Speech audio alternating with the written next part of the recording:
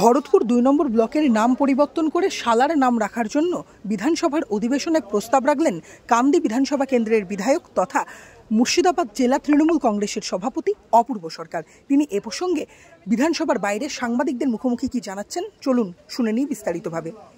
আজকে বিধানসভা অধিবেশনে দেখলাম আপনি সালারকে ব্লক ঘোষণা করবার জন্য একটি প্রস্তাব রাখলেন, কি বললেন?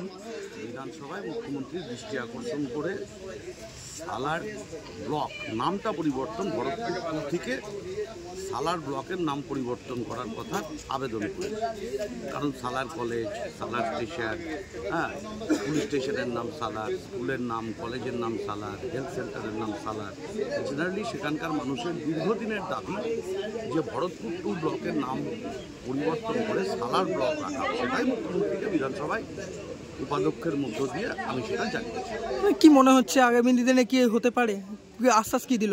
এগুলো তো একটা প্রশাসনিক সিদ্ধান্ত, সেই প্রশাসনিক সিদ্ধান্তের অনেক জটিল বিষয় থাকে, কারণ অনেক কিছু চেঞ্জ করতে হবে, কাগজপত্র থেকে শুরু করে একটা দীর্ঘ প্রক্রিয়া।